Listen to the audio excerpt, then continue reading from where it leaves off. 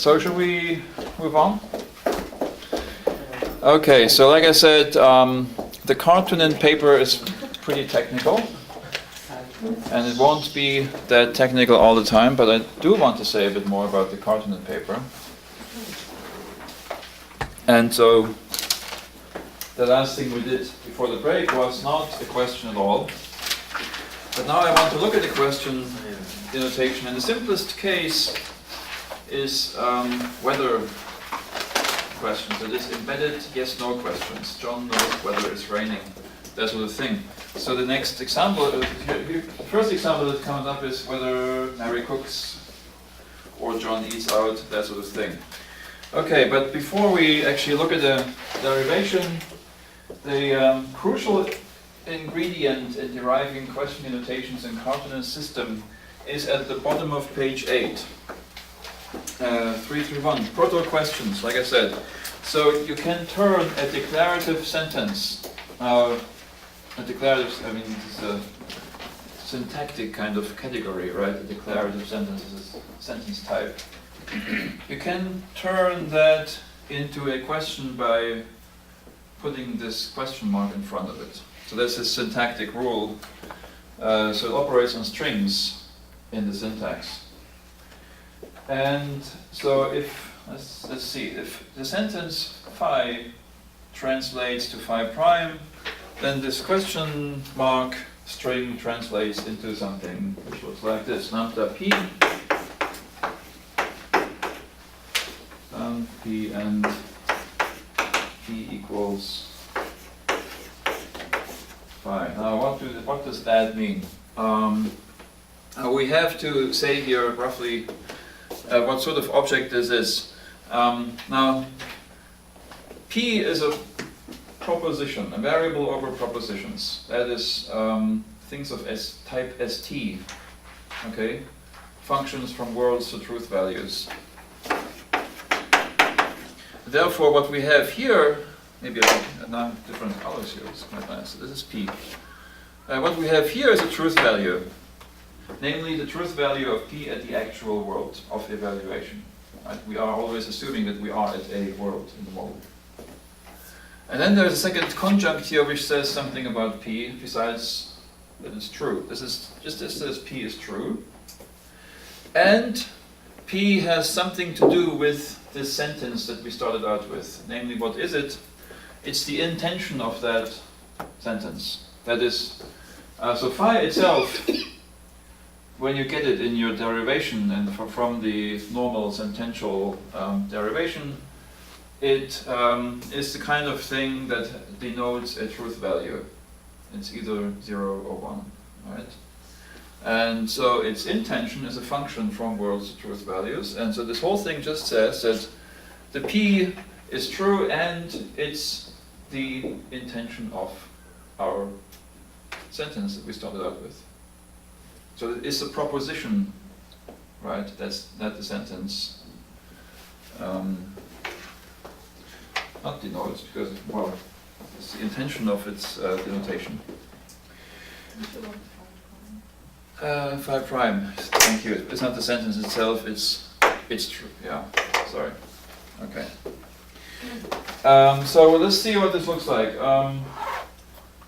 In a case like Mary cooks, for instance, it is quite simple. This is the example at the top of page 9.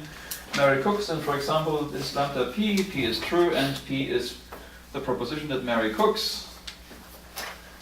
So this is, if you think about it, it's the characteristic function of a set of propositions. Right? You give it a proposition and it tells you whether it's true or false of that proposition. And what we have here for Mary cooks is the characteristic function of a singleton set of propositions. Right? It's true of exactly one proposition, namely that Mary cooks. So it looks like a bit of an overkill, really, right? It's not clear why we need a characteristic function if we only get a proposition.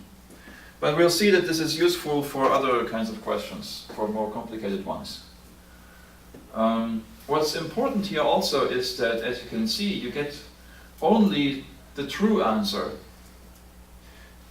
of the question in your proposition. Actually, I shouldn't have said this is the proposition that Mary cooks.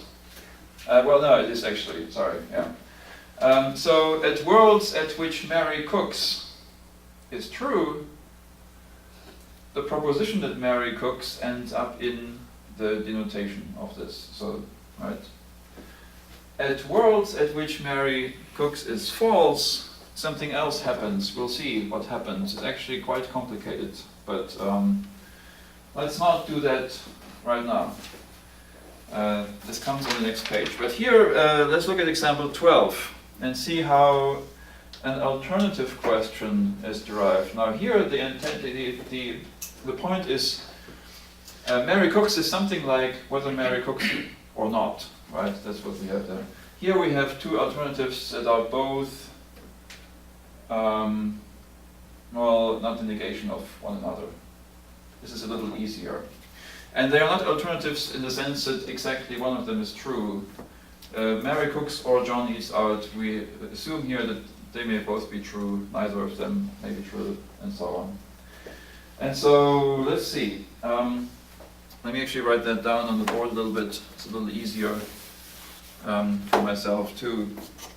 But we can skip the first step at the bottom, where we start out with Mary, cook of Mary, right? Cook of M and eat out of J at the bottom of the tree, derivation 12. Now, for each of these, we derive a proto-question, because the rule says so. You see that here under 11, alternative question rule. So this is a rule, syntactic rule in the style of Montague grammar. So if you have a sequence of proto-questions, then you can turn them into a single whether question that has or between all the proto-questions, phi 1, phi 2, and so on. All right? And so we can take question mark Mary cooks and question mark John eats out and turn that into the string whether Mary cooks or John eats out. And like I said, it's an inclusive or, it's not those are not mutually exclusive alternatives. Okay, so the proto questions are what we already saw. Now we can just... So the or comes in, through the concatenation. Yes, of the question. it's in categorematic. Yeah. Right, so it's not necessarily the same way the or works with sentences. Well, it's not obviously, but it's part of the question, part of the whether question rule. Although we see below that actually comes down to it actually comes down to what we would get if or were the normal or. It's a little tricky. So we have these two things, whether Mary cooks and whether John eats out. Lambda Q and proto question and lambda R and proto question. And they are put together by this rule, and it says, so here it translates to, I say this here underneath this syntactic rule, just above 12, you see that, lambda p, and then you apply each proto question to the p variable, and have this disjunction in between. So here we get lambda p, and then the first proto question, which was lambda q, and q is true, and q is cook Mary. Let's ignore the little star here. Well, I put it there, but let's not worry about what that thing does here. This is not so crucial here. Mary cooks. Anyway, that's what this means. This is applied to P.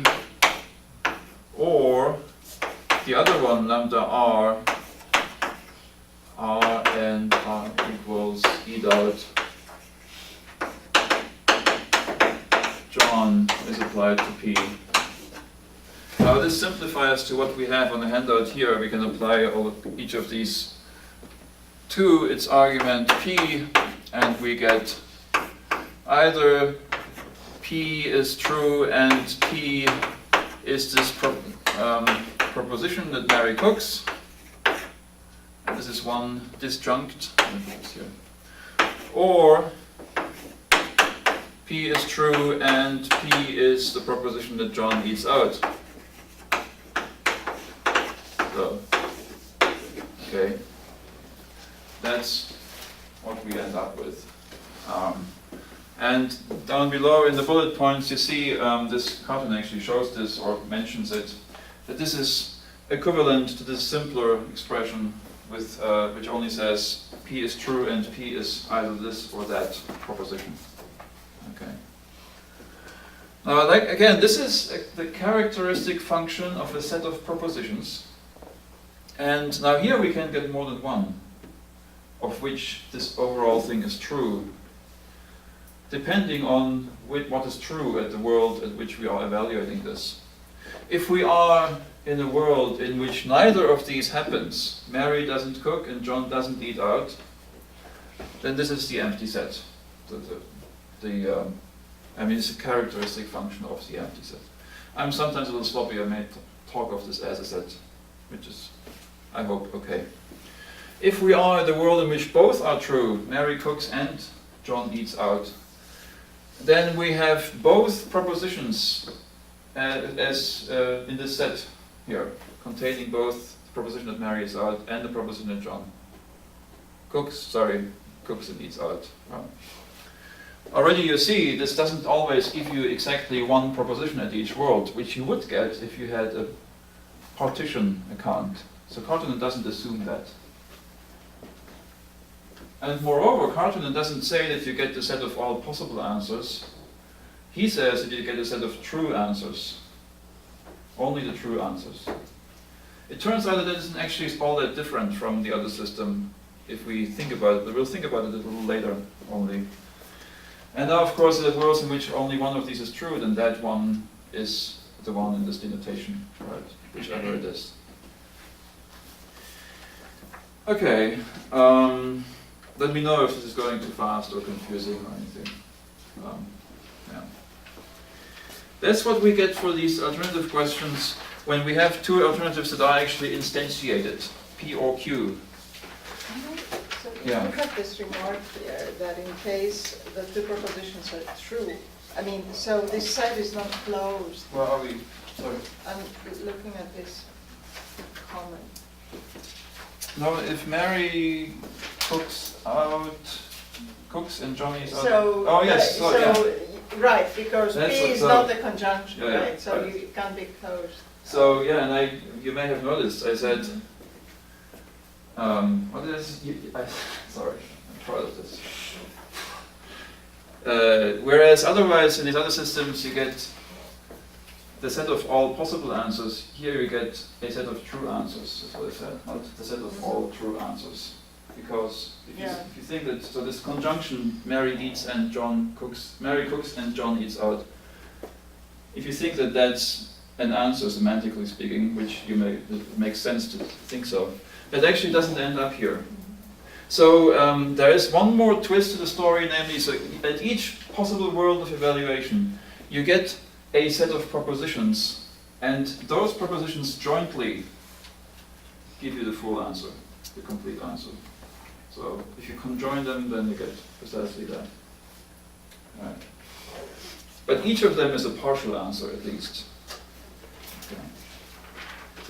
Okay. You get a set of true partial answers. That's, I think, the right way to put it. Okay, so that was the easy case with P or Q. Now, if we have a yes-no question, whether Mary cooks, that actually is harder than what we just did. It's very much harder, in fact. On page 10, you see what kind of expression you end up with. It looks pretty ugly. And, well, for reasons that we can briefly mention. So let's see. There is a yes-no question rule which is different from the or rule that we just saw. Again, a syntactic rule and a semantic rule. Just under 13, you have both. The yes-no question rule, if you have a proto-question, question mark phi,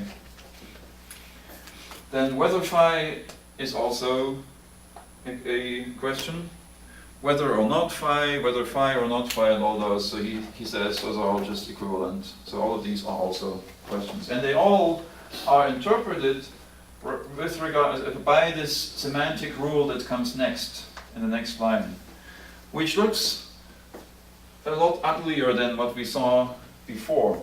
What is or not fine? Whether or not fine. Whether or not fine, yeah. Whether or not John doesn't know whether or not Mary came. Oh, that kind. Yeah. Oh. So whether or not is one. So it's, I see, it's the, yeah. So it's a lot uglier than what we had, although you can perhaps see it already that it has two disjuncts. So the first one is simple. So let me write this. I don't know if I'll write the whole thing out. Lambda q.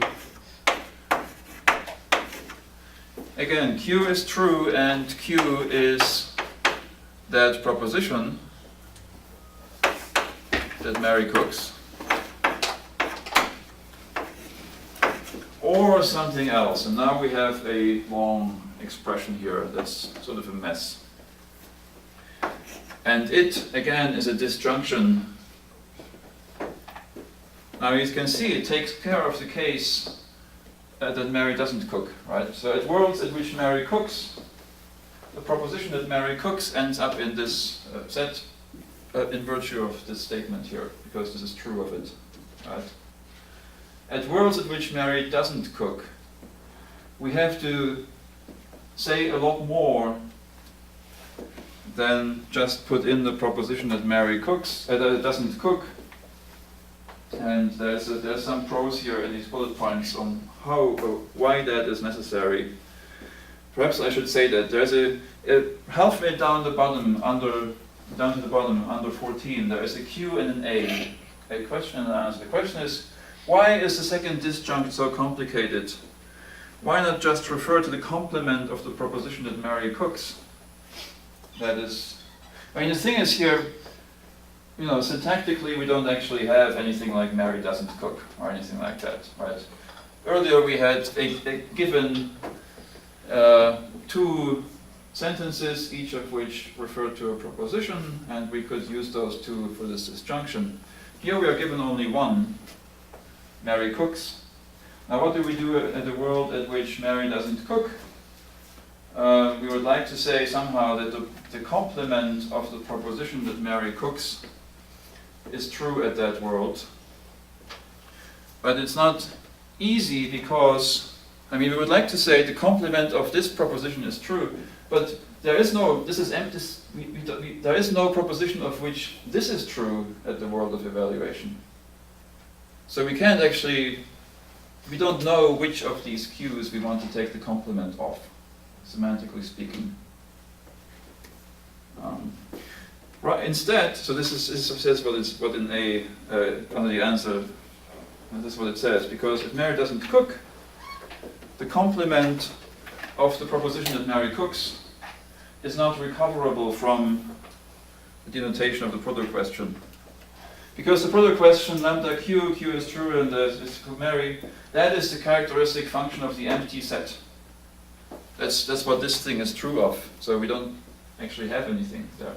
We can't say the complement of that thing is true, because that's the complement of that thing is a set of all worlds. So for that reason, what it says here, now again going up to 14, this long second disjunct says that there is no proposition such that it's true and it is the proposition that Mary cooks. We actually have to say that. So, because this is something we can recover, we can get. This is the product question that we get. We are delivered. There is no proposition of which the product question is true, and moreover, let's see. So the product question has an empty denotation, and our proposition, the thing that the answer to the question. So let me put it again. So there is no proposition of which the product question is true, and the answer is that there is no proposition of which the product question is true. That is, the last thing is, Q is the proposition that there is no proposition of which the product question is true. That is, Q is the intention of this statement. There is no R such that R is true and R is that proposition. Now, you won't remember this. And I didn't remember it. I mean, I had to look it up again when I prepared for this. But perhaps, I hope you see why there are good reasons for doing it this way.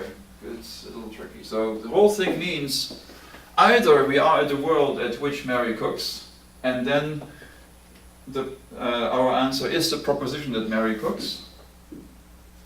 If that's the case, then that's fine. Or we are the world at which there is no proposition, there is no true proposition that is the proposition that Mary cooks. In other words, Mary doesn't cook. In that case, our answer is the proposition that Mary doesn't cook. Actually, that's not true. Sorry. Our answer is the proposition that there is no proposition such that Mary cooks, and it's true. It all comes down to something simple. It's equivalent to what we have just a few lines above the bottom of the page. This is something we can understand, right? We can recognize. Lambda Q is true, and it's either the proposition that Mary cooks or the proposition that Mary doesn't cook. Now, this looks simple, but you actually, this is derived from this complicated one by some standard inference rules.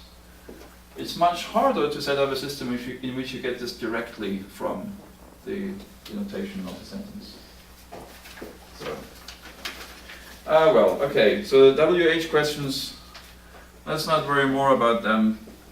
And also the what comes up on page 11, question embedding something under no, for instance, something like Bill knows whether John walks.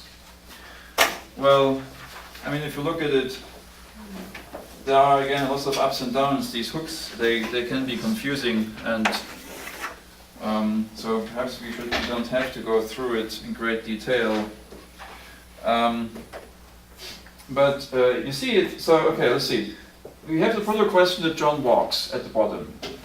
And now, well, it's not the question that, but the product question, does John walk, or something like that. Which, remember, this lambda q, here at this node down at the tree.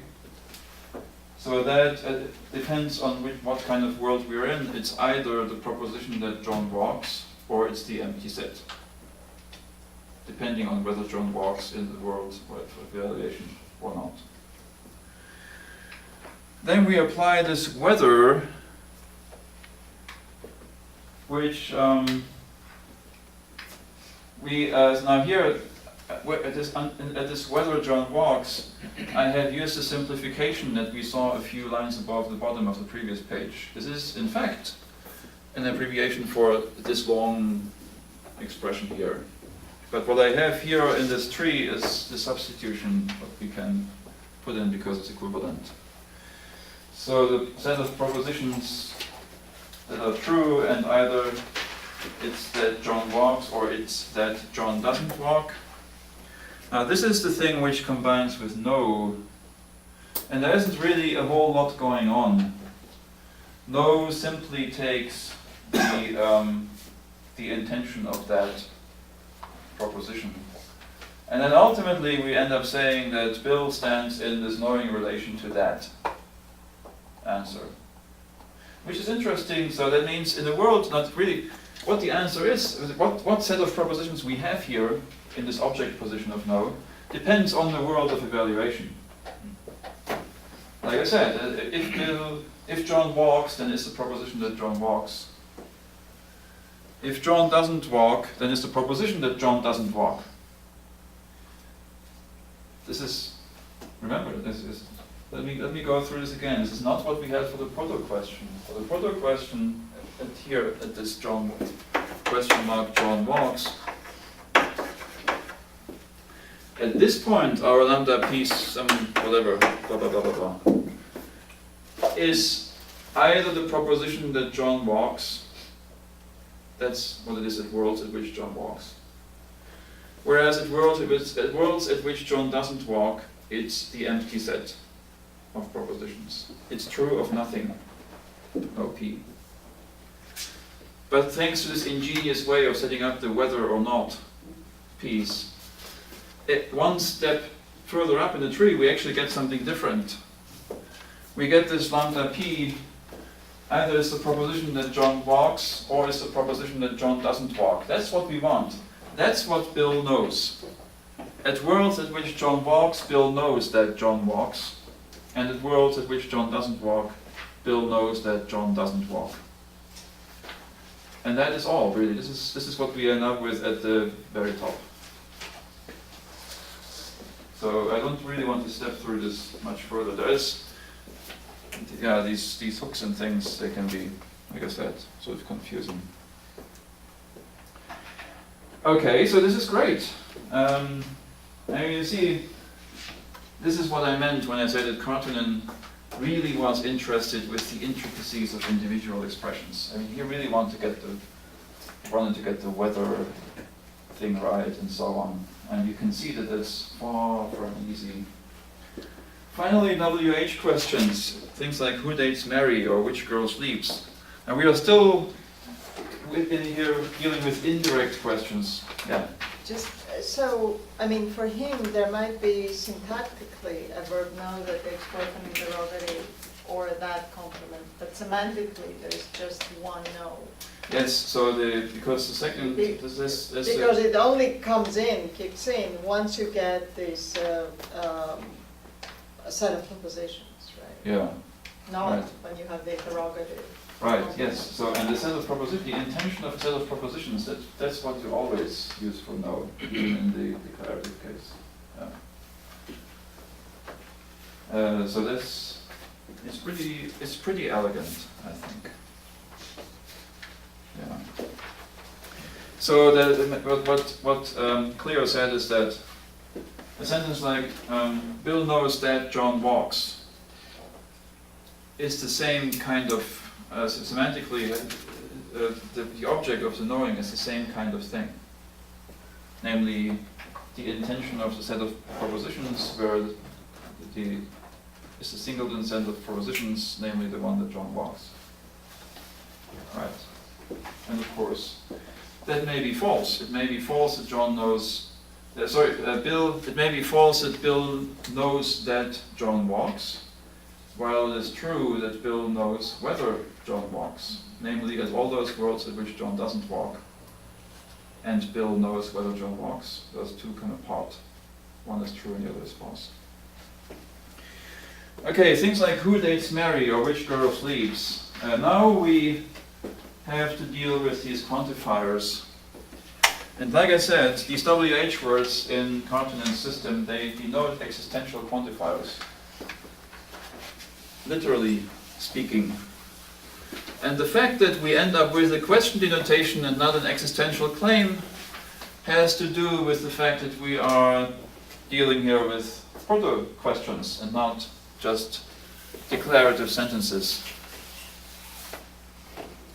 Although I should say that already Hamblin said that WH words denote something like existential quantifiers. So that's also not really original, but here the implementation is due to Kaufmann. So I'm a little reluctant now to go through this derivation for the following reason. This first bullet point, halfway down on page 12, talks about the quantification rule. Okay, WH quantification rule. If alpha is a WH phrase, something like who,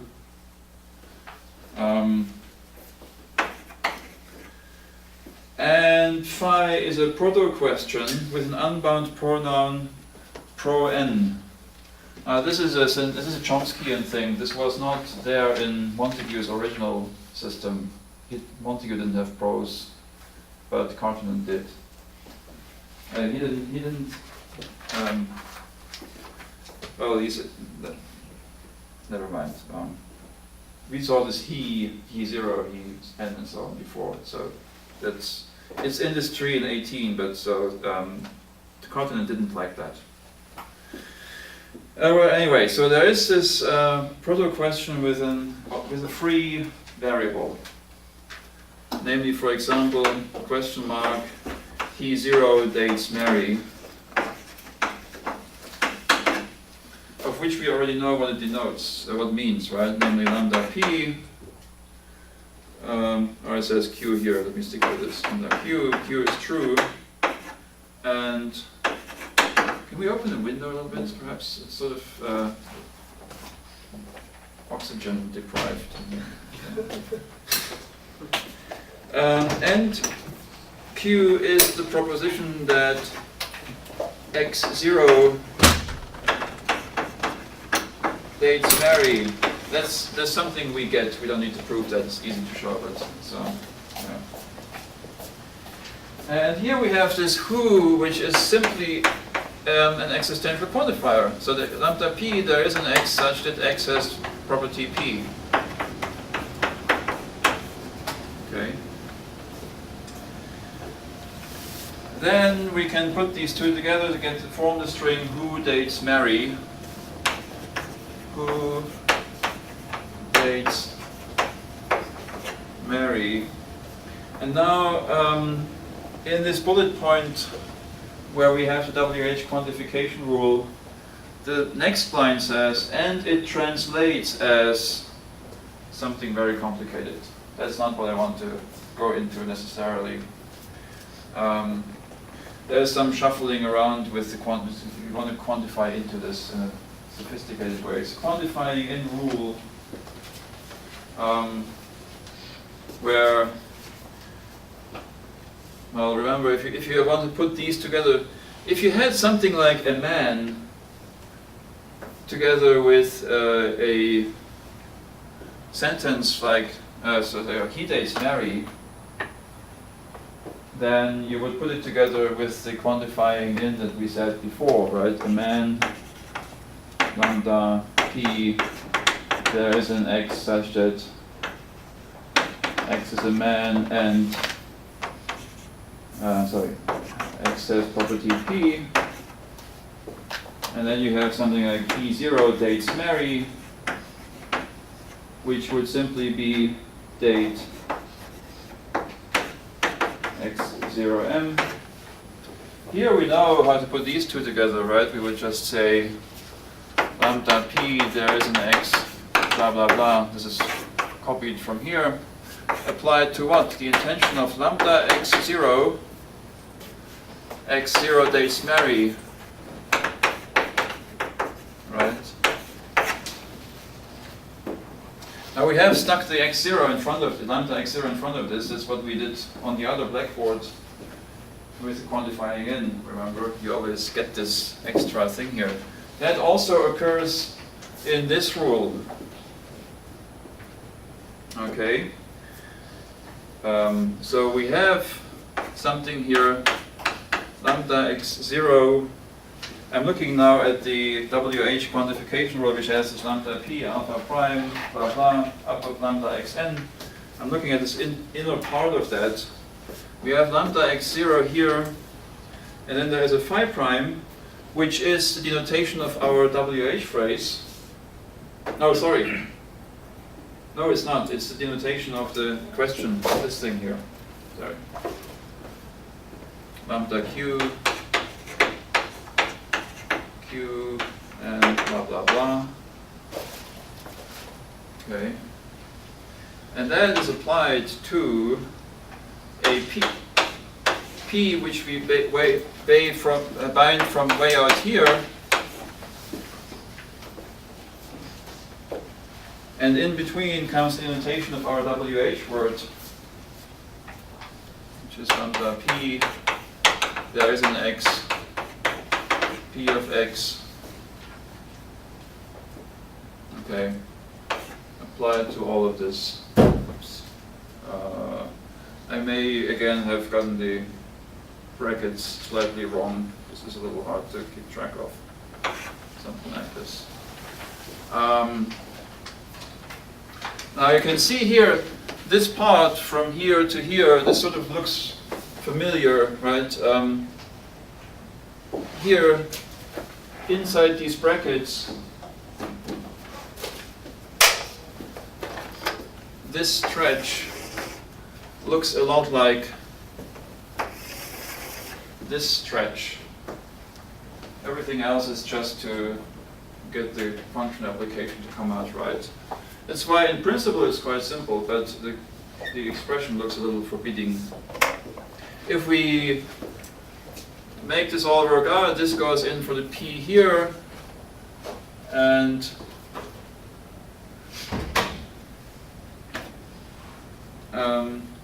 ultimately we end up with, well, yeah, so remember, well, I don't really, so there was a,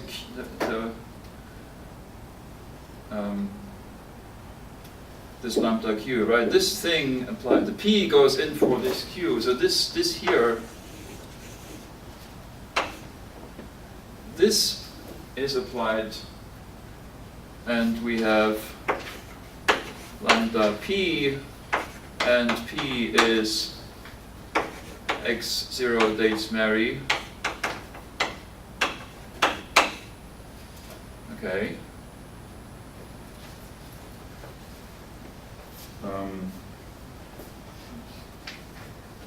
But so now this whole thing,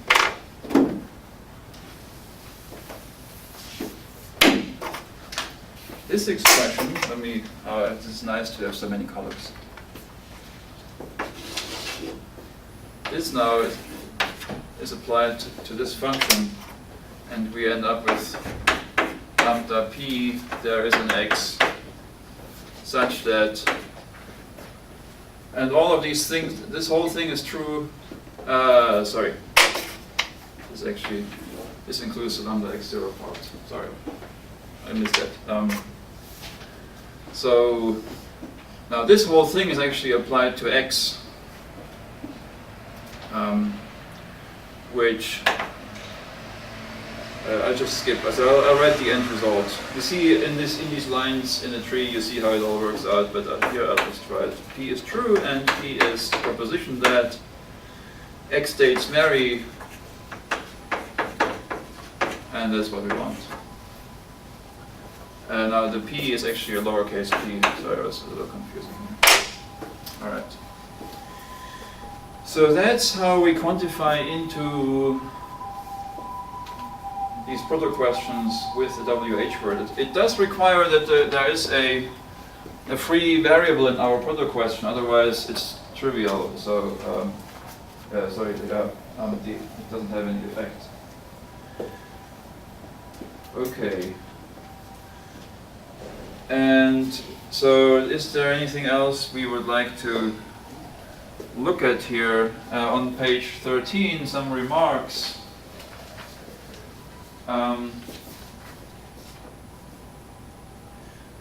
The set, just on top, just above 19 on this page, as Carton, so the set contains no proposition saying of some person that he or she does not date Mary. See, these are all propositions of, all propositions such that there is someone who dates Mary. So someone such that the proposition is true, and the proposition is that that person dates Mary. So for each person who dates Mary, our set of answers contains the proposition that that person dates Mary. But there is no person who doesn't date Mary, of whom this says that that person doesn't date Mary. So it only contains the positive cases, not the negative ones. That's another slightly problematic thing, because What it says then further on here, well, let's see. You might wonder, so this is not really an exhaustive answer in the sense that we talked about before, right? Because it doesn't say of the other people that they don't meet, date, marry. Now, couldn't we just interpret them in some way so that we get the expression that is 19 in 19, which says, you know, it has all the propositions P such that there is someone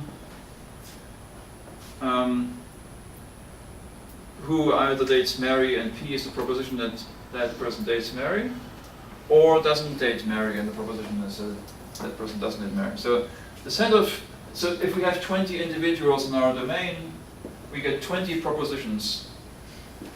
For each of the individuals, we get one which says either that the individual dates Mary if he or she does, or that the individual doesn't date Mary if he or she doesn't date Mary. Kaufmann rejects that. He doesn't want to do that because he says 20A and 20B are not equivalent, but they would come out equivalent if that were the denotation of the question. This is an interesting little thing. I don't know what your judgments are. So Bill wonders who dates Mary, and Bill wonders who doesn't date Mary.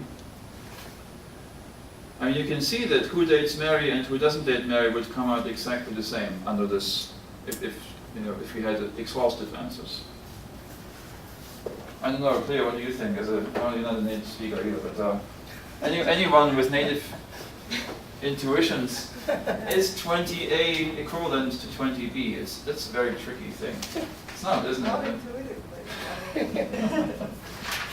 But then this is interesting because it's really an argument against exhaustive answers, at least for wonder. But I mean, when I looked at this, I wasn't so sure about no anymore either. So Bill knows who dates Mary, and Bill knows who doesn't date Mary.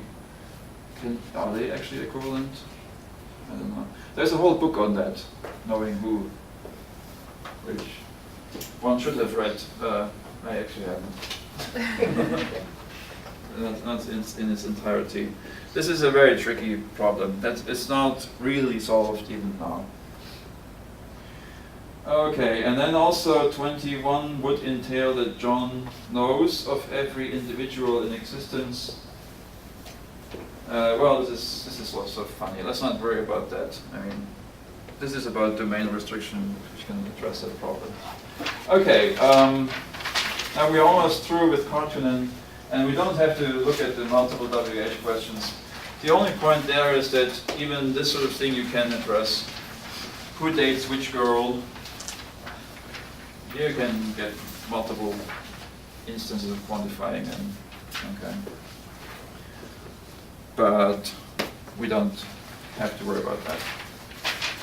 The main points about Kaufmann, well, if you are into Montague grammar and into this sort of fine-grained semantic knife work, then a good thing is just to know how all these things work out, because you have to actually work at this level of detail if you want to deal with words like whether and words like wonder and know and so on. So it gets pretty complicated.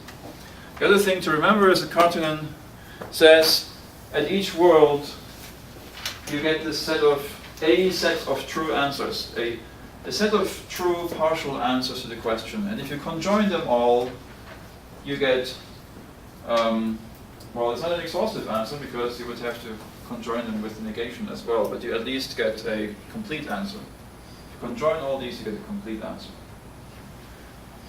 Never do you get a false answer. That is, well, I mean, you know, even though it doesn't rain is a possible answer to is it raining or it's not raining. At worlds in which it is raining, you only get one proposition that it is raining, and where it's not raining, you only get a proposition that it's not raining. Okay, so you don't get all the possible answers, but only the true ones. Okay.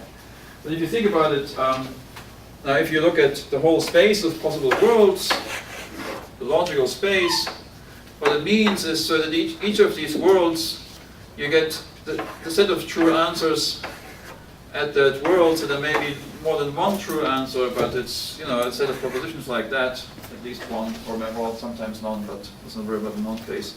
But if you conjoin them all, you get a complete answer. And that way, if you conjoin all the answers at every possible world, you actually get equivalence classes of possible worlds. Right? So suppose that there are two worlds at which exactly the same answers are true to your question. Then those are within each other's intersection of those true answers. If you intersect the true answers here, that world will be in it. So I shouldn't actually draw it there. It will be here. If you intersect the true answers here, the other one will be in it. Because the answers don't distinguish between these two worlds. Exactly the same answers are true. And if you think about it, that actually gives you a partition doing that. Right? Now there are worlds in which no answer is true. That's the residual case that we talked about, where presuppositions fail, or you have a question like who ate the cake and no one did. There you have an empty set of answers. It can happen. But everyone has to deal with that possibility. So it's actually not all that different from the partition account. All right, now let's talk about Grönberg and Stokov a bit more, for the first time, really. Are there any more questions about this? Could you explain Yes. the difference between set of possible answers and set of true answers? Like how do you use the computers to distinguish the equation and within? Well, it's. What was the motivation for parting it Not to include all the other possible answers. right? Because It's, the end result is almost identical to handling not except that you only include. yes, that's right. That's right. I don't actually. So I don't remember that. Did I? I may have forgotten. If it's in the paper, I forgot it. Honestly, I don't. I have to read it by myself. Yes, I mean it's among the printers that you got. I can try to remember or to give you something in the break, but I can't come up with it right now. But yeah, I mean since it's not really a problem, Right, yeah. I mean you can sort of recover the partition from this point-wise evaluation of your question everywhere in logical space. It's not really a problem, so that's why you don't really have to worry about it. And he was not interested in that, I think. You could ask him, but yeah. Okay, so far so good. The Grönberg and Stokov now. Yeah. I was wondering, when we have the sentence like, I was wondering where to go. How could you analyze the sentence? I was wondering where to go with this system. What's the problem? That you don't have a complete... Where to go means... where I should go. yeah, something like that. So what is the problem? Why shouldn't it work? I'm trying to see whether the problem is something that would actually... Could you write down the... yeah. I mean, you have to fill in. So I was wondering...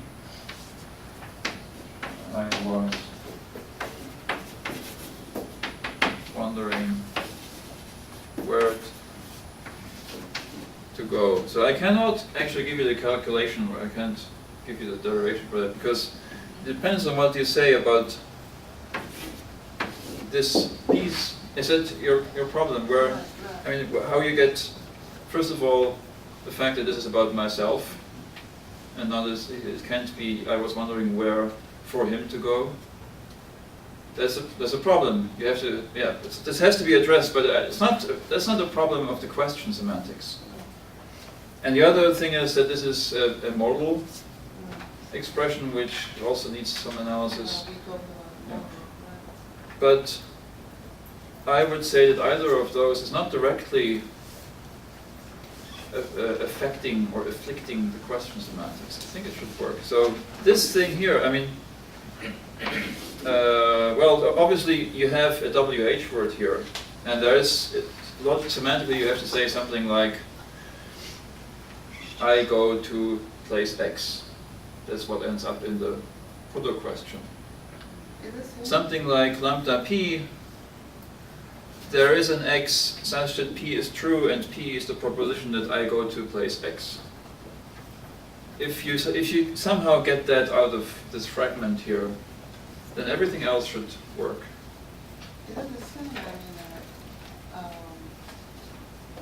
where I was wondering where I should go, is the same as I was wondering where to go. Well, now again, this is not really about the question semantics. There's a problem there, namely, you can have an impersonal thing there, what to do. Doesn't always have to be the question what I should do, but rather it can be what one should do. But that's not a problem of the question semantics either.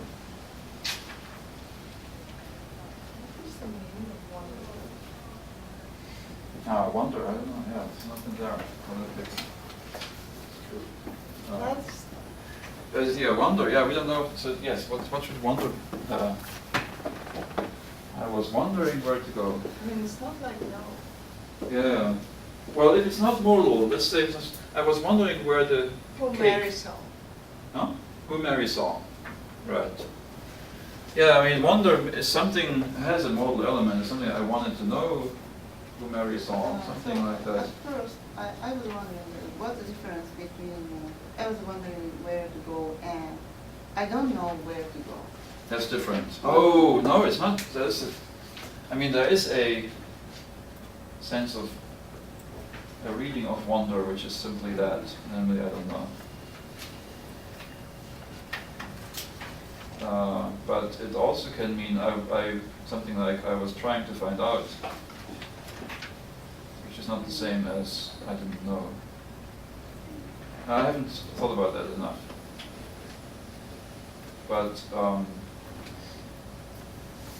yeah, it's about the lexical semantics of this question embedding word, and each of them has the sort of quirks. So I don't want to make any claims here on the spot about what exactly they should mean. I mean, if you want this, I wished I knew, or I was trying to find out. If you want to have that in there, then wondering in its lexical entry needs some kind of modal element. But the thing is, then, when the modal element would still operate on this set of questions, namely you want to know which ones are true.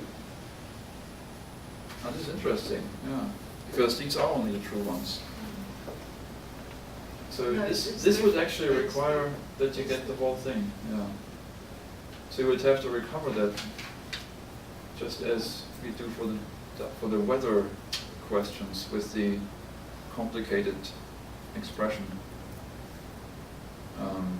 Yeah, you would have to do a bit more than this. It's true. To get, I mean, this places and all that stuff in this interpretation works for things like no, I knew where to go and I didn't know. Yeah, for wonder, you want to have the opposite. That's true. So this gets at this problem here, 21, right? Or what was the number?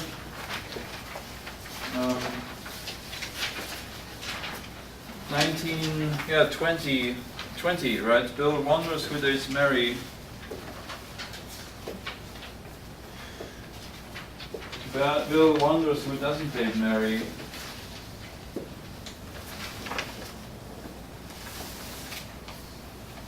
I was wondering where to go, and I was wondering where not to go. Are they important?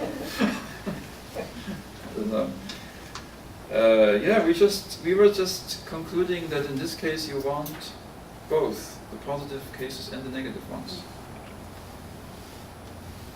I was wondering where to go.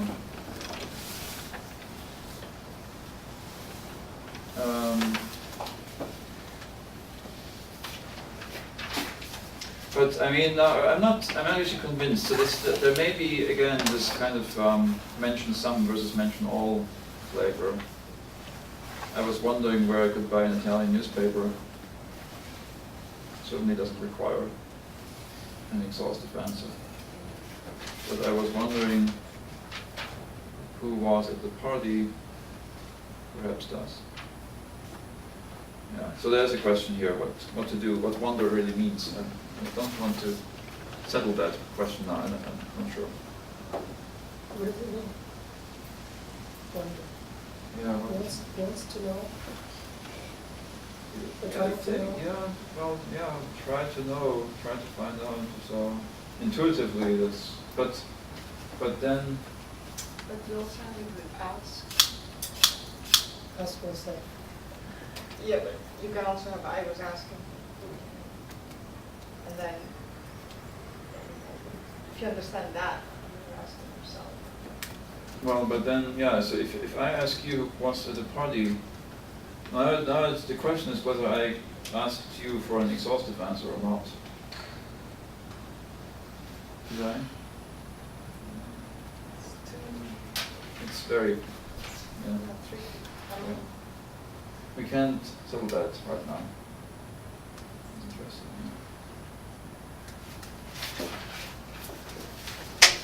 Yeah, well, I'm sorry. This is all I can say about this. It's a good point, but yeah.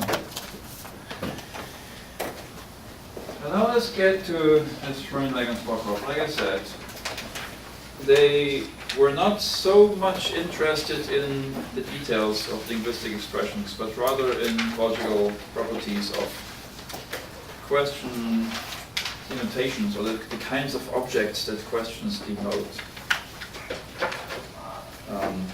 And they assume right from the start in this paper, and they did for a long time, that questions denote partitions. So there's a, did you all have a hand up? Yeah, okay. So here the main idea, that's what it says. A question mark phi denotes a partition, that's in brackets here, that's how we'll talk about that briefly for this paper. And it has an extension, that is, the extension of the question is the true member of the partition. That's a proposition, not a truth value, okay? So it's sort of a higher order thing than declarative sentences. The extension of a declarative sentence is a truth value. The extension of a question is a proposition. Okay. All right. So the first, as it says here, this comes from Hamblin, that questions denote partitions. We already talked about that. And about the problems that are mentioned here. You don't need to get into that again. All right, then there is here a propositional and a first order case, that is sentences and then quantified elements. And let's look at the proposition case first. So at the very bottom of page 1, you see when you, so this is the question denotation in this bracket. And then when you apply it at a particular world, that's how it's written here in this case, at W, you get the extension. That's how they write it. So this is a truth value. Okay. Am I walking too much? Because she's constantly shifting that. Sorry. The intention on the next page, which doesn't have this W subscript, that's simply how it's done in this paper, okay? That is the set of worlds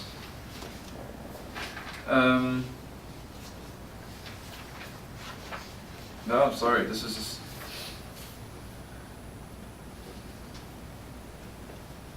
W such that phi. Wait, wait a minute. The intention is a proposition. Oh, sorry, yeah.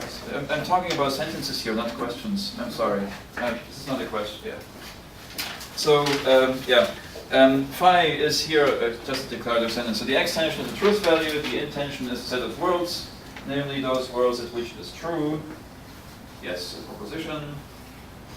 Okay, and then here the next thing. There we have a question mark in front of the phi. That's so the next point here. Now that is something else. Again, at MW, that is the extension of the question denotation, right? The extension of that is what? It's a set of worlds. W prime. So here we have this is being used RW. Such that the extension at W prime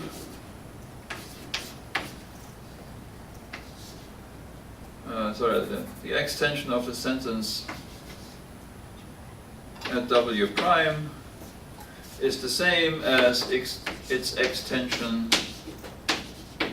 at W. Okay, so for instance, if this is our logical space W, and we are looking at a world W. The extension of the question is the set of worlds W prime, such that the sentence without the question mark has the same truth value at W prime that it does in W. So if the sentence phi is true at W, let's call it. No, this is the case where it's 1. Then all worlds in which its truth value is 1 lie in the same cell of the partition. And then we have the case that the question is a sentence is false, and so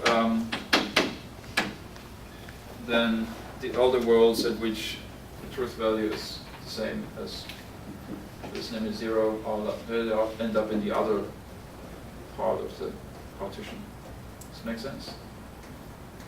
So, yeah. All right. So there are equivalence classes defined by having the same truth value. Okay. Now, yeah, this what we have here is a proposition. That's the extension of the question. And the intention of the question is something. Well, it's a partition. The intention of the question. It's not. Well, no. It's quite simple actually. If you think about it, it's given here under remarks. What is the intention of the question? It's a relation between worlds. So question mark phi in W now not relative to some particular world. It's a relation between worlds that is a set of pairs of worlds W prime such that they give the same, they lie within the same cell of the partition. Such that up here the phi at W is equal to the value of phi W prime. Okay, now in what's... Sorry. There's a typo in the handout. Under what is the intention of the question, you should refer to psi. Oh, there's a psi, yes, sorry, in the first line, yes, they should all be phi. Yes, thanks. Sorry about that. Well, what exactly does that mean when we say we have a relation? What is that? Remember, a relation is a set of possible. So set of possible worlds. Say we are actually looking at this W here, and we have this relation which. Now, if we recreate the same kind of space that we have on the other side. Well, first of all, W is always related to itself by this relation, because the sentence has the same truth value at W as it has at W. And it's also easy to see that it has all the other properties of an equivalence relation. It's symmetric and transitive and reflexive. And we don't need to prove that. I think it's clear because of the way it's defined. What I want to point out is that you can as well think of this intention as a function from worlds to propositions W prime such that the value is the same. I'll write it down. So phi at m W prime is the same as phi at m W. That's actually what we have over here, right? And you can always, as Hyman Pastor would say, schön fecal a relation. A binary relation, you can also think of, so from a binary relation between worlds is the same, or there's always an equivalent function from worlds to sets of worlds. Okay, so saying that this is a relation, even though it looks a little unfamiliar, is actually a very kosher Montegovian thing to say. It's a function from worlds to propositions. Okay, so the extension is a proposition. The intension is a function from worlds to propositions.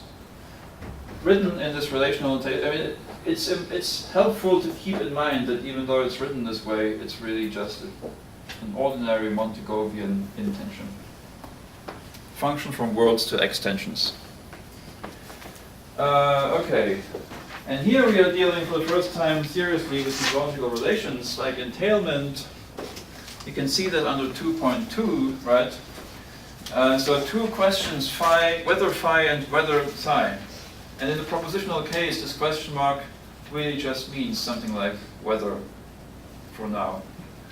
Whether phi entails whether psi, if and only if, in all models for all worlds,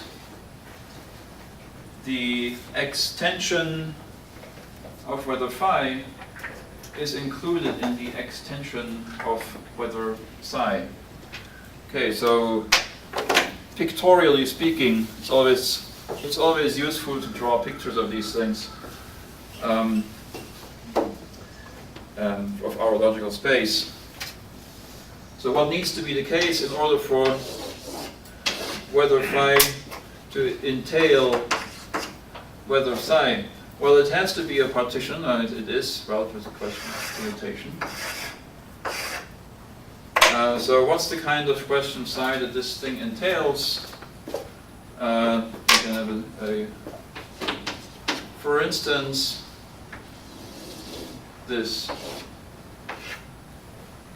So this bipartition, this is, let's say this is psi, this is not psi, and here we have, oh sorry, I mean, this is silly. I just said that phi should also be a yes-no question. In that case, we don't have more than two. Yeah. When we get to the first order case, we'll see that they are not always bipartitions. They can be final-grained. I mean, right now, for yes-no questions, really this comes down to something pretty trivial, right? Phi, if both phi and psi are yes-no questions, then for them to entail each other, either one of them is empty or one of them is a tautology, or both are the same by a partition. Otherwise, the condition is not met. So this only becomes interesting when we talk about questions with more elements in the partition than two, or with different numbers of elements. But this is what it looks like anyway. If it is, here we have a case where whether phi entails whether psi, because well, this actually has to be the case for all models, but in any case, for all worlds, in any of these, anywhere in this logical space, the cell, the equivalence class in this partition that the world is in is a subset of the equivalence class in that partition that the world is in. And this means if you learn or know the true answer to phi, to whether phi at this world, then you therefore automatically also know the true answer at this world to whether psi. True and complete, I mean, I'm saying the true answer as if there were only one. Remember we said that there are partial answers that are pragmatically fine. But that's not what I'm talking about. I'm talking about complete answers. So entailment comes down to something quite intuitively right. It's the inclusion relation as you would expect it, but taken pointwise for every cell in the partition. They all have to be subsets, right, of whether psi. Well, equivalence is, as expected, entailment in both directions. Okay, so they have to be the same partition actually for equivalence. Answerhood. Phi answers the question whether psi. Now here phi is a non-question, right? It's just a simple sentence. It denotes a proposition, a set of words. And now the question is that proposition, or well, is phi a good answer to psi? Well, it depends on whether the denotation of phi is a subset of one of the cells in psi, and not just of any one, but of the true cell of the partition. Okay, so we can draw a picture of that as well.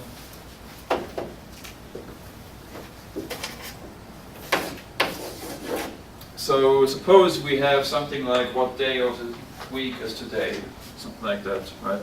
Then we have 2, 3, 4, 5, 6, 1, 2, 3, 4, 5, 6, 7 possibilities for each of the days of the week. And if today is, let's start here, Monday, Tuesday, Wednesday, right? Then actually, so anything that entails that today is Wednesday is an answer according to this definition. Okay? So at worlds at which it is Wednesday, this makes more sense if we think of times, but let's stay with it. At worlds at which it is Wednesday, phi is a good question, a good answer to the question, what day of the week is today? If and only if phi entails that today is Wednesday. The proposition denoted by phi entails that today is Wednesday.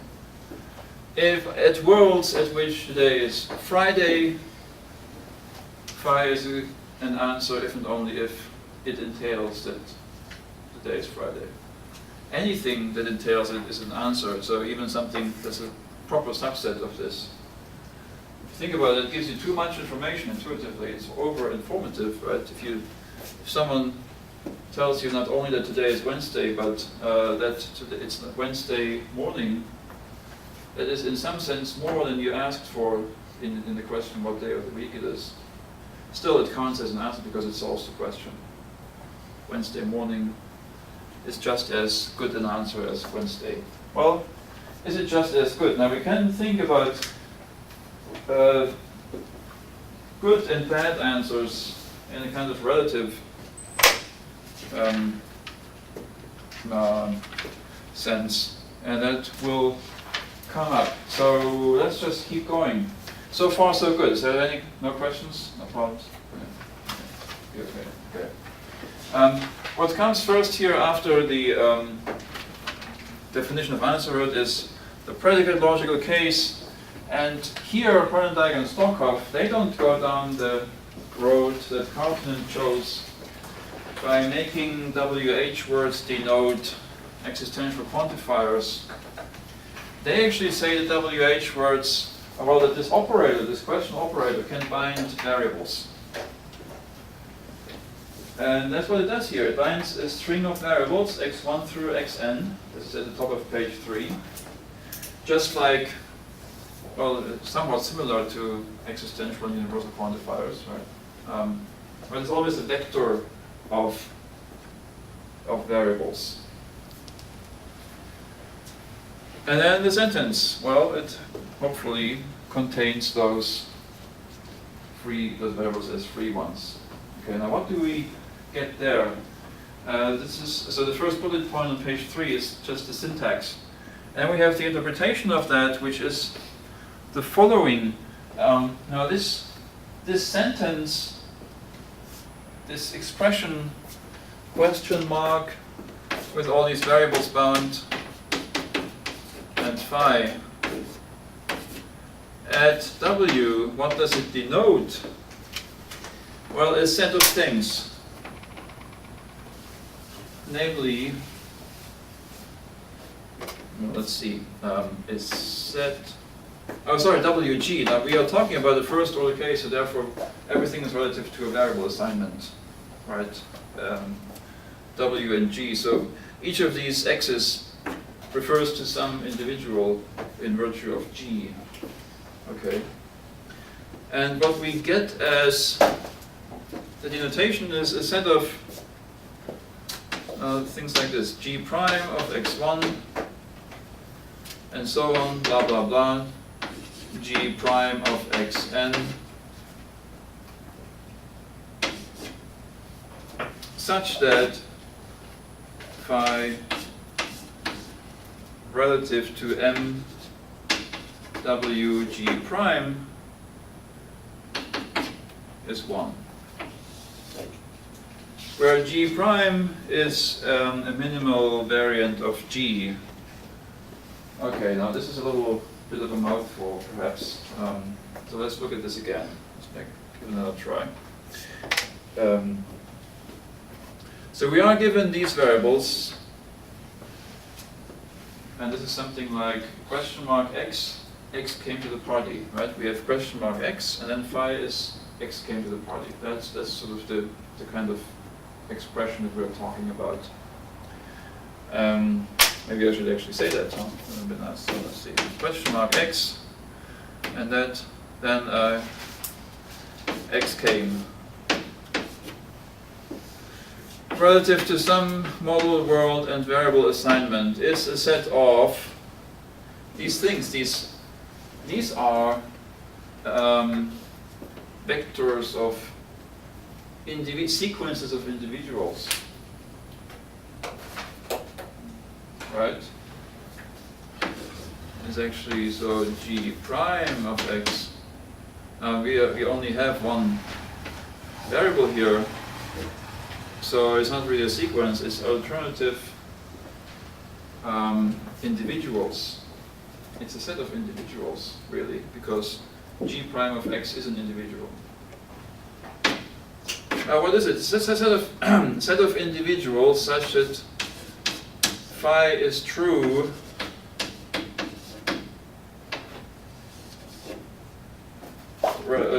with regard to that individual. If x is assigned to that individual, then phi is true. That's what this says. Okay? Now that is the extension of the question, who came to the party? Okay? The extension of the question, who came to the party, is a set of individuals, namely all those who came to the party. At W, this is always here, just one word to W. Okay. Set of those individuals who came to the party. That's the extension at W.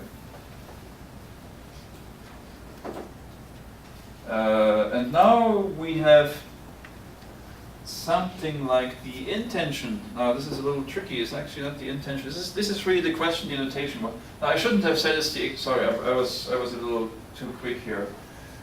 This is sort of an auxiliary notion that I just defined. The extension of the question technically comes on the next line. Now again, with regard to this simple example, question mark x, x came at m w g, okay, is what? Now this is not a set of individuals, but a set of worlds. W prime, such that this thing, the set of individuals, is the same at W prime as it is at W. So G prime, sorry, now this is this question x came x at m w prime g, let me just MWG is the same as this came X at MW prime G. Now, this is actually an exhaustive answer, because even though we are only mentioning here the individuals of which this is true, sorry, I forgot the equals 1. Right. Here, now this sequence, this object here, what this refers to is the set of individuals who came to the party. It says nothing about the ones who didn't come to the party. But of course, if we collect all the worlds where that is the same, well, then its complement is also the same, right? So a world at which John, Mary, and Bill came to the party, and a world at which only John and Mary came, they will not end up in the same class here. They won't be in the same cell of the partition, because the worlds where John and Bill came and the worlds where John, Bill, and Mary came, all different sets of individuals came in those worlds. It's good. Well, so this is how we get the partition out of this, because everything ends up being an exhaustive answer. Okay, because this is really semantically, it follows here that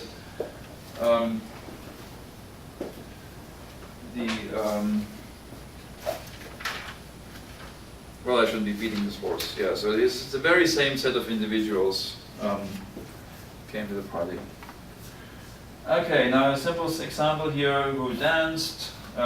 Maybe I should have worked through this example, but we don't necessarily have to do that.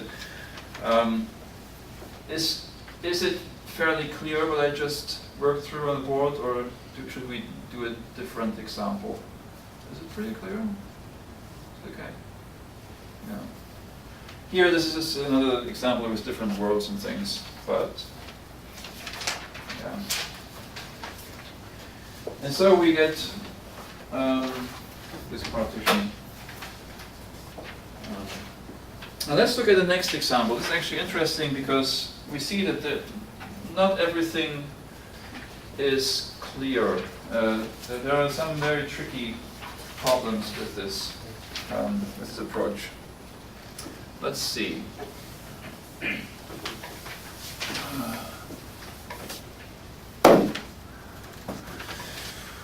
So which student danced, or which student? Doesn't matter whether it's singular or plural. It shouldn't matter, at least. So we're going to disregard that number issue. Which student danced? So question mark x is a student, and x danced. That's our expression for this question. And suppose the model is as it's given there. We have a set of students. So the model, it's in addition to what's above, and let me give you what's above. So from the previous example, we have 3 worlds. Well, we have some number of worlds, but only 3 that we are interested in. U, V, W, and then there may be some more, but we don't care about those. Okay. We have 3 individuals, A, B, C, and we have the following dancers at these various worlds. At U, A and B dance. At V, A, B, C dance. And at W, A and B dance. And it goes on for the other worlds. Yeah. Uh-huh. The right side of the formula. Here or here? Yeah, just for clarification. What if, what about no one came with this one? Worlds at which... I mean, who came?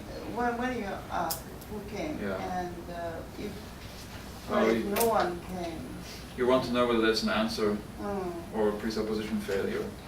Ah. I don't know. With who is not so clear. It's pretty clear with which, or that sort of thing, right? Which book did you read? None of them, or no. That seems pretty clear that which assumes that you read some. But the notation of the sentence is a pair or Yeah. individual. But A pair, well, no, it's a set of individuals. So here, okay, set of at worlds at which no one came, this is empty, and so there is a cell in the partition with all the worlds at which no one came. okay, then just empty. If the denotation is empty. No, So no. you get an empty set at the top, but not an empty set at the bottom. Yeah. So you still get a set of worlds. Right. So these are right. This is set. So if now supposing at W that no one came at W, then this is the empty set at W.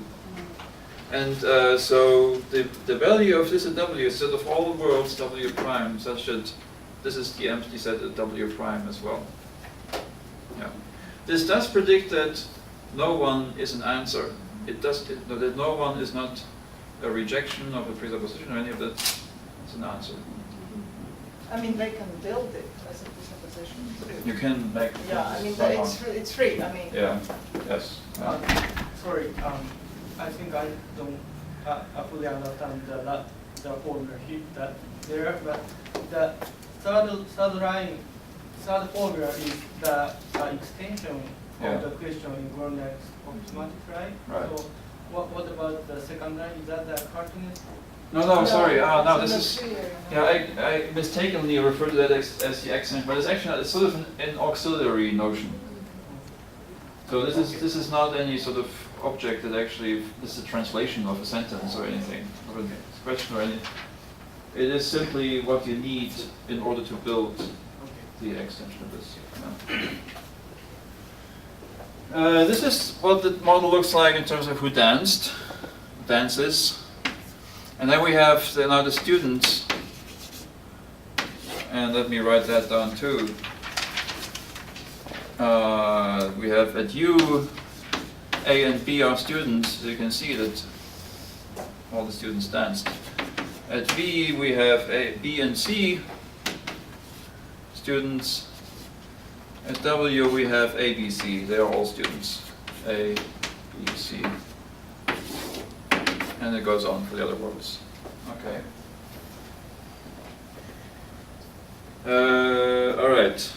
So the first question that we skipped was who danced, and that is pretty clear. So we don't need to look at the students, but you can see, for example, at U, you find yourself in the cell of the partition where A and B danced, and therefore U and V end up in the same cell of the partition for the question who danced, because the same people danced. U and W, sorry. Oh. U and W have the same set of dancers. And V is different cell of the partition. That's what this table at the top of page 4 shows. Which student danced, student or students? So we have this model with these guys as the students, and we have this expression that we want to evaluate as our question denotation. And now we have this the sequence, so what corresponds to this expression here. For example, at U, the set of people who are students and dancers, okay, is now evaluated as the set of individuals such that, so the individuals such that it's a student and a dancer, okay, at the world of evaluation. All right. So why do we get A and B at world U? Well, because this is true for both of these, A and B. What do we get at as the extension of the question. Now, for each world in the model,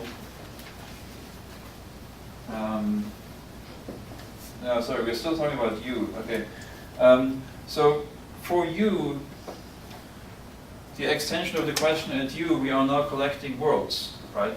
Where the set of individuals who are students and dance is the same as at U, as it was at U. Okay, I'm in the middle of page 4. The set of worlds omega such that this set of individuals who are students and dancers is the same, namely A and B, which it was at U. And now that is the case, of course, at U. It's also the case at W. Because at W as well, the set of students who dance is A and B. Okay, so far, so good.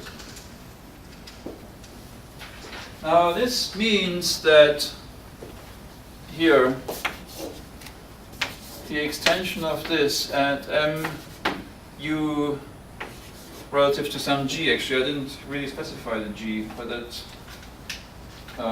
is okay because we always look at all the possible g's. Okay. Is the same as the extension of this and dances at MWG, namely A and B. Now the question is here, what it says, does the question, which students danced, does that actually mean the same at both worlds? See, the problem is this. At U, we have these two students, A and B. And, well, they also happen to be the dancers. Okay, fine. At W, we have 3 students, A, B, C. 2 of them dance, A, B. So again, the individuals who are students and dance are the same at U and at W. Now the problem is that at W we actually have 3 students, so intuitively we are asking the question also about C. We are asking about one more individual at W, because we want to know of the students which of those danced. And so at U we ask which of these 2 people danced. At W we ask which of these 3 people danced. That's not the same question intuitively. But since it just so happens that actually the same people danced, we get the same answer at both worlds, namely AB, and therefore we cannot distinguish between these 2 questions. Yeah.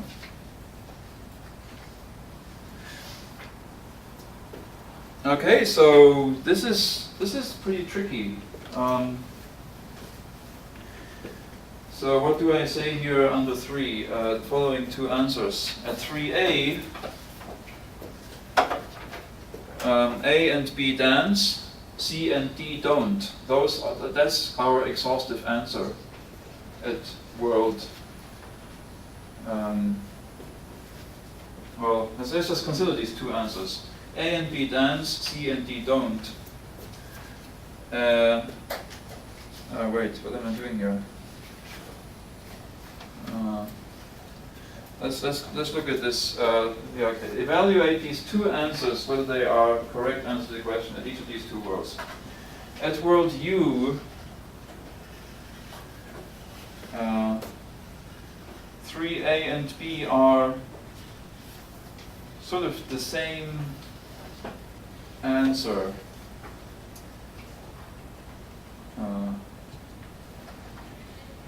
That's not true, wait, but the dancers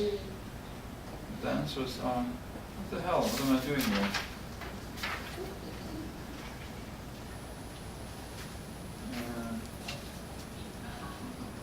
3A and B are different answers. Right, now, okay, let me backtrack a little bit. A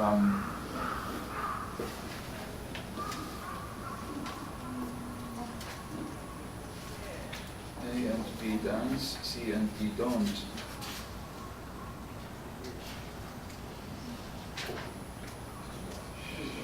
A, B, and C dance, D doesn't. What the hell am I doing? They're all students, right? A and B are students, and you and them. You. Yeah, they're not students, so why am I saying this? I may have to look this up again. I think you should change the model. Yeah, no. No, but I shouldn't change the model. That's no, it can't be. It's not supposed to be the. Wait a second. Why am I talking about this old model here? W.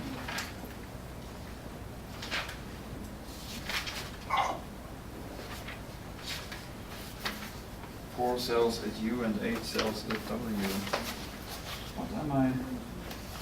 What am I trying to say here? This is interesting. Sorry, no, there is a problem here. So the question to which students danced at U. Now I'm wondering now. Let me backtrack a bit. So it doesn't. Let's not worry about which answer is actually true. This is not about which answer is true. What I want to say here, and correct me if I'm wrong. I'm now a little shaky now. But so let's see. So at U, where we have this state of affairs, these two people are the students, right? A and B. So let's look at these possible answers. A and B dance, C and D don't. Okay. And consider also A, B, and C dance, D doesn't. Now, the thing here is that both of these answer the question, which students danced? Only one of them is true, but both are answers to the question. That's the point of this. Do you see that? You agree? Both of these are possible answers. They are true in different parts of the logical space, but they are the same answer to the question which students danced, right?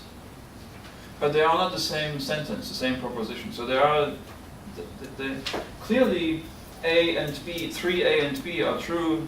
Are not the same. They are not equivalent, right? They are in different cells of the partition, but they are answering the same. They provide the same answer to the question in 2. At U, now at W, it's different. At W, we have these 3 students, A, B, C. Now, A and B dance, C and D don't. Compared to A, B, and C danced, D doesn't. Those are different answers to the question. Obviously, I think, right? Because, well, we have 2 of the 3 students dancing in according to 3A. And we have all 3 students dancing in 3B. So those are different answers to the question. And it's a little confusing saying that they are the same answer at U, because obviously they are not the same proposition, but they entail the same answer to the question at U, because the question at U is only about A and B. And 3A, 3B, they say the same thing about these 2 individuals. But they say different things about the 3 individuals, A, B, C.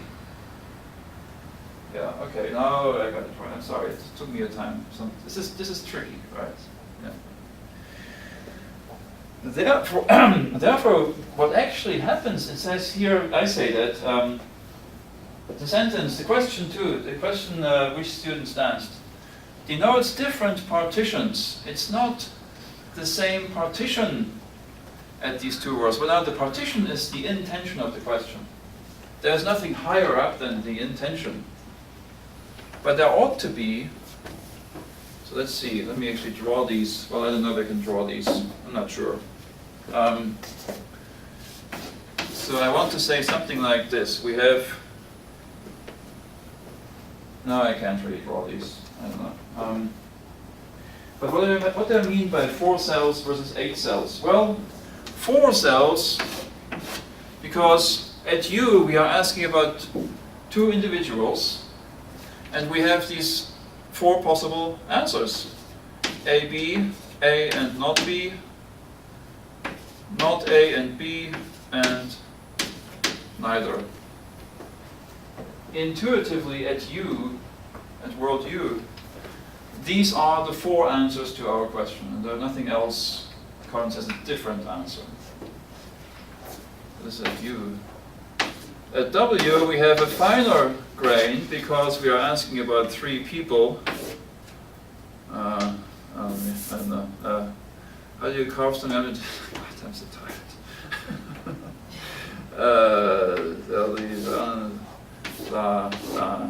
Something like this. Because we have A, B, C, A, B, not C, A, not B, C, not A, B, C, A, not B, not C, not A, B, not C, not A, not B, C. These are 8 different answers to the question which students asked at W. Okay. That's a problem because the partition is supposed to be the intention of the question.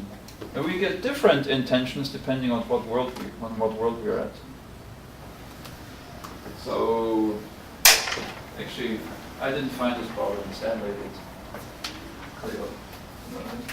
We were there in the seminar. I mean, it's not exactly the same problem. I can't claim credit for that. He had hard words for by himself. So there's something wrong here, and it's not clear what one could try. So maybe on the top of page 5, maybe the partition is really the extension in some sense, and then something still higher up would be the intention. We can always do that here. You need one more level of this. Well, maybe, I'm not sure, but then again, maybe that's not quite right, because I mean, you want to keep track of what's really at issue here is, you know, you need for each of this.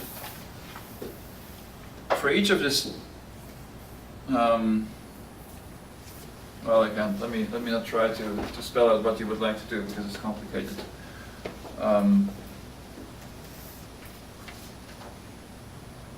Yeah, you have as many answers. Well, the number of answers that the number of possible different answers that you have depends on the number of people in the restriction of your sentence.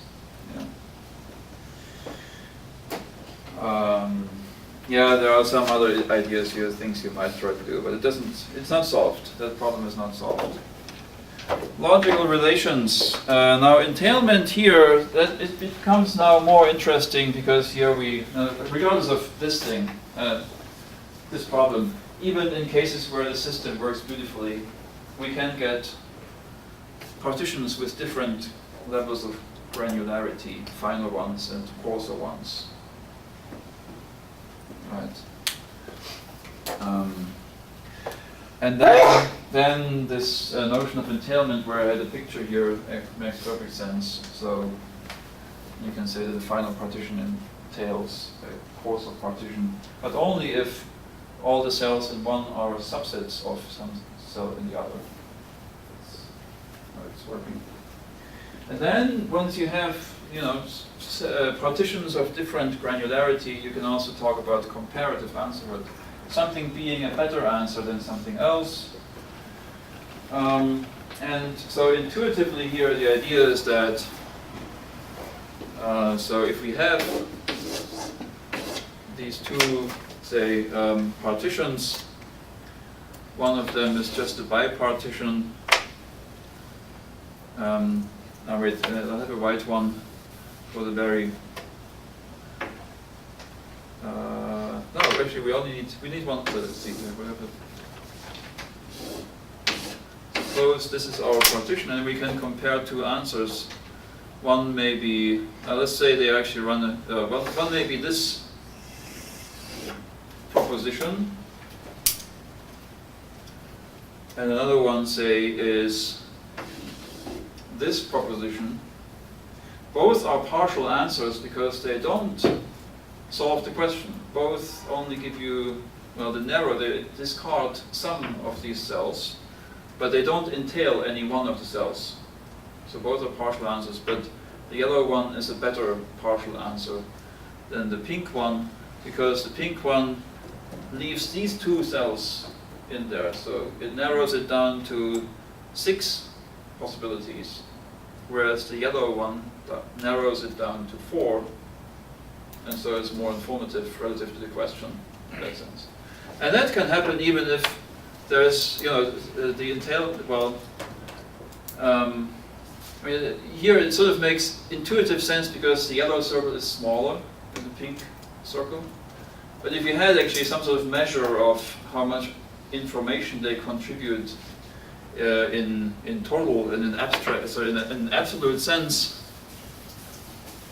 then the relative goodness as an answer would not depend on, say, how many possibilities they discard, how many worlds they discard.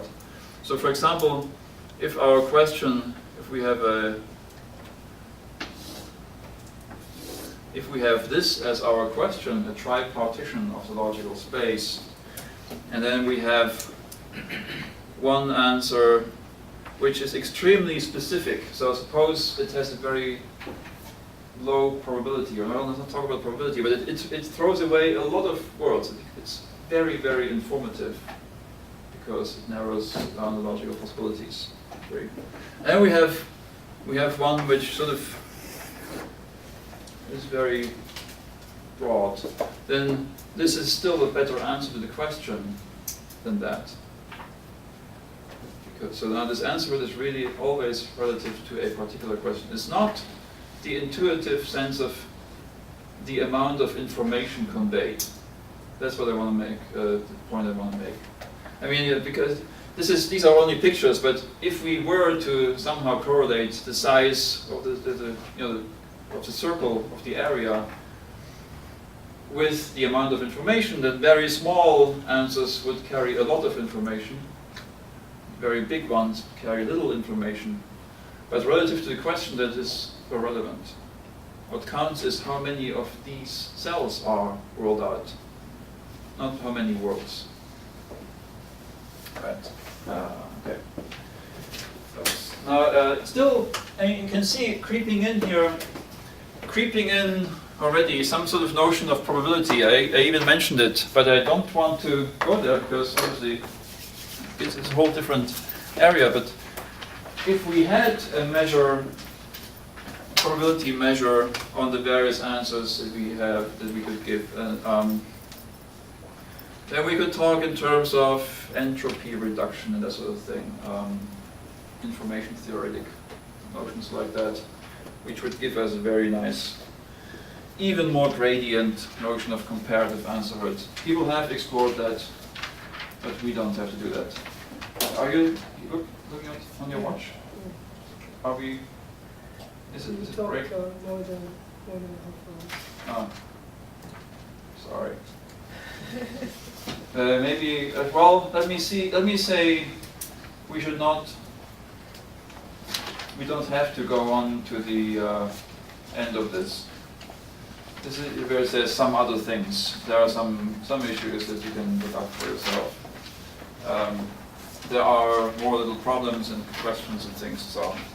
But yeah, actually, there's another problem. Yeah, never mind. So after the break, we'll look at the Isaacs and Rollins paper on conditional questions. There's a handout on that. And the other one, the final one, on Inquisitive Semantics. Okay. All right. When is after the break actually? What time? 4:34. 30. Okay. What?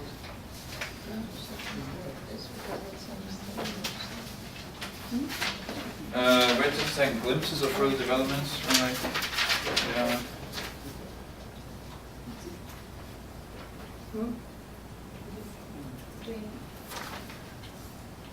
Let me.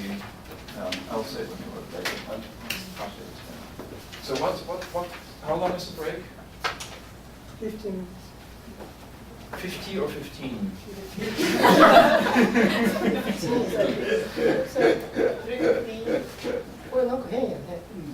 You use it. I got that copy of that from your 45 minutes plus schedule. 3:45 to no, it's 1 hour. 40 minutes. So, Maybe it maybe should be 20 minutes. Let's say I would suggest as soon as possible. 10 minutes. 10 minutes. Well, 15 minutes. 15 minutes. 3:20. Oh, come on, I have to throw form here. 3:20. Okay.